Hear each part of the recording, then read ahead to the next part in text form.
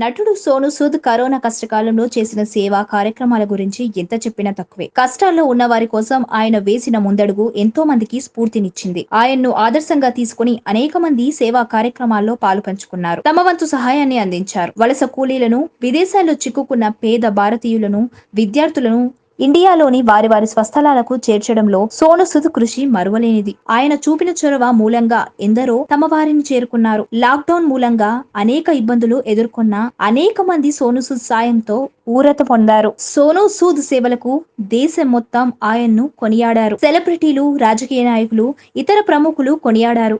ఆయన చేసిన సేవలకు గౌరవంగా దేశీయ విమానయాన సంస్థ స్పైస్ జెట్ బోయింగ్ 737 విమానం మీద సోను సూద్ బొమ్మను వేశారు. A salute to saviour Sonu Sood అని క్యాప్షన్ వేశారు. ఇలా దేశీయ విమానయాన సంస్థ సొంత ఖర్చులతో ఒక వ్యక్తికి గౌరవార్థంగా ఇలా చేయడం ఇదే తొలిసారి. లాక్డౌన్ సమయంలో సోను సూద్ స్పైస్ జెట్ సంస్థ సంయుక్తంగా పూనుకొని 2.5 లక్షల మంది భారతీయులను స్వస్థలాలకు చేర్చారు. రష్యా, ఉజ్బెకిస్తాన్, మనీలా, ఇంకొన్ని దేశాల్లో చిక్కుకుపోయిన 1500 మంది భారతీయ విద్యార్థులను ఇండియాకు తీసుకొచ్చారు. స్పైస్ జెట్ సంస్థ తనకు ఇచ్చిన ఈ గౌరవం పట్ల సోను సూద్ చాలా సంతోషంగా ఉన్నారు. తనతో కలిసి లాక్డౌన్ సమయంలో స్పైస్ జెట్ చేసిన సేవలను గుర్తుంచుకున్న సోను సూద్ ఇక మీదట కూడా ఇలాగే తన సేవా కార్యక్రమాలతో అందరినీ గర్వపడేలా చేయడానికి కృషి చేస్తానని చెప్పుకొచ్చారు. ఛానల్ ను సబ్స్క్రైబ్ చేయడం మర్చిపోవద్దు.